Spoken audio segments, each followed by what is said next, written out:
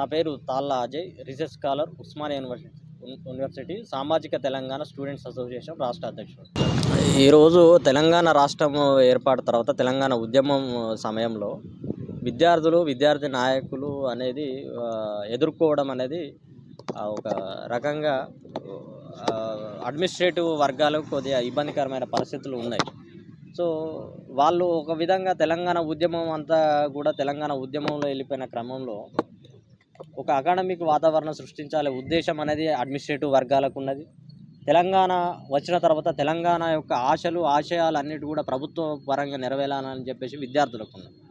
ఈరోజు ప్రభుత్వాలు అన్నీ కూడా ఆధిపత్య వర్గాల నుండి వస్తున్నటువంటి ప్రభుత్వాలు ఈ యొక్క ఆశయాలు, విద్యార్థుల యొక్క ఆశలు, లేకపోతే ఎస్సీ బీసీ మైనార్టీ వర్గాల యొక్క ఆశలను నెరవేర్చకుండా చేస్తున్నటువంటి పరిపాలనకు వ్యతిరేకంగా యూనివర్సిటీ నుండి ఉద్యమాలు చెలరేగే అవకాశాలు ఉన్నాయి. కనుక ఆ ఉద్యమాలను అణచివేయాలనే ఉద్దేశంతో ఈ యొక్క అడ్మినిస్ట్రేటివ్ వర్గాలని అడ్డుపెట్టుకొని ఇలాంటి సర్క్యులర్ను తీసుకురావడం జరుగుతుంది. ఈ సర్క్యులర్లు ఇప్పుడు కొత్తగా రాలేదు. ఇంతకుముందు ఉన్నటువంటి వీసీ రవీందర్ యాదవ్, కేసీఆర్ పరిపాలనలో కూడా ఇలాంటి సర్క్యులర్లు రావడం జరిగింది. అంటే ఇక్కడ తెలంగాణ ప్రజల ఆకాంక్షను వినిపించేటువంటి ఉస్మానియా యొక్క నోరును మూయించాల్సినటువంటి పరిస్థితి, భావ ప్రకటన స్వేచ్ఛ అనుకోవచ్చు, లేకపోతే విద్యార్థుల నిరసన, ప్రజాస్వామ్య హక్కు అయినటువంటి నిరసన కార్యక్రమాలు చేయకుండా అడ్డుకోవడం అనేది దీన్ని పూర్తిగా వ్యతిరేకించాల్సినటువంటి విషయం ఉంది. ఒకవైపు ప్రధానంగా ఉస్మానియా యూనివర్సిటీ అభివృద్ధికి నోచుకోవడం లేదు, కానీ ఉద్యమాలు, ధర్నాలు చేయడం దానిపైన ప్రభుత్వం ప్రధానంగా ఇంట్రెస్ట్ చూపుతుంది. అభివృద్ధి మీదనే ఇంట్రెస్ట్ చూపట్లేదు. ఎట్లా చూస్తారు? అదే ఇప్పుడు బడ్జెట్లో కూడా మౌలిక వసతుల కోసం కావచ్చు, ఇన్ఫ్రాస్ట్రక్చర్ డెవలప్మెంటు, మిగతా సౌకర్యాలు ఏదైతే ఉన్నాయో వాటన్నిటికి కూడా ఉస్మానియా యూనివర్సిటీకి తెలంగాణ రాష్ట్రాన్ని తీసుకొచ్చినటువంటి యూనివర్సిటీగా ప్రఖ్యాతి ఉంది అన్నట్టు. ఇంత చరిత్ర ఉన్నటువంటి యూనివర్సిటీ కనీసం అభివృద్ధికి తెలంగాణ రాష్ట్రం ఏర్పడిన తర్వాత కరెక్ట్ అయిన నిధులు ఇప్పటి వరకు కేటాయించలేదు. సో మరి ఎందుకు ఇలాంటి దీని మీద నిర్లక్ష్యం చూపిస్తున్నారు అనేది అర్థం కావటం లేదు. ఆ తెలంగాణ వచ్చిన తర్వాత బీసీలను వీసీలుగా నియమించడం కావచ్చు, ఇప్పుడు ముఖ్యమంత్రి గారు రేవంత్ రెడ్డి గారు చెప్తున్నట్టు ఇక్కడ మాదిగ సామాజిక వర్గానికి 100 సంవత్సరాల చరిత్రలో మొట్టమొదటిసారిగా వీసీగా నియమించడం అని చెప్పేసి చెప్పడం జరుగుతుంది.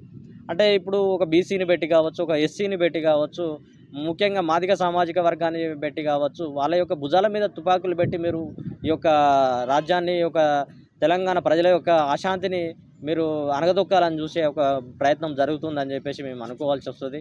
కాబట్టి రేవంత్ రెడ్డి గారు ఆ ఆలోచనలు ఏమైనా ఉంటే విరమించుకోవాల్సిందిగా మేము గౌరవప్రదంగా తెలియజేస్తున్నాము. ఎందుకంటే ఈ ఉద్యమం కేసీఆర్ ద్వారా 10 సంవత్సరాలు నష్టపోయినటువంటి ఈ యొక్క తెలంగాణ ప్రాంతంలో విద్యార్థులు, నిరుద్యోగులు పెద్ద ఎత్తున ఆశయాలు పెట్టుకోవడం జరిగింది.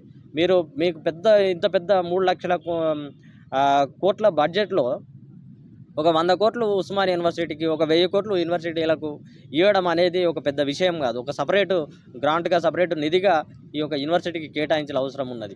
ఇక ప్రపంచంలో అద్భుతాలను ఇక్కడ ఈ ఇన్ఫ్రాస్ట్రక్చర్కు, ఉస్మానియా యూనివర్సిటీకి ఉన్నటువంటి ఇన్ఫ్రాస్ట్రక్చర్కు మనము ఉపయోగించి పెద్ద ఎత్తున అద్భుతాలు చేసే అవకాశం ఉన్నది. కనుక అలాంటి నిర్ణయాలు తీసుకోవాలి. కానీ మీరు బడ్జెట్ కేటాయించకుండా, మౌలిక వసతులు కల్పించకుండా, విద్యార్థులకు, తెలంగాణ ప్రజలకు భరోసా కల్పించకుండా ఉద్యమాలను అణచివేసే దిశగా ఇలాంటి సర్క్యులర్లు తీసుకురావడం అనేది ముఖ్యంగా విద్యార్థి సంఘాలుగా, విద్యార్థి నేతలుగా మేమందరం కూడా వ్యతిరేకిస్తున్నాం.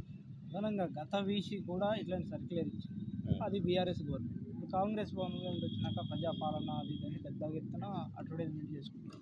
మరి ఇక్కడ వచ్చినా కూడా అలాంటి సర్క్యులరే ఇస్తుంది. దీనికి దానికి తేడా ఎట్లా చూస్తారు?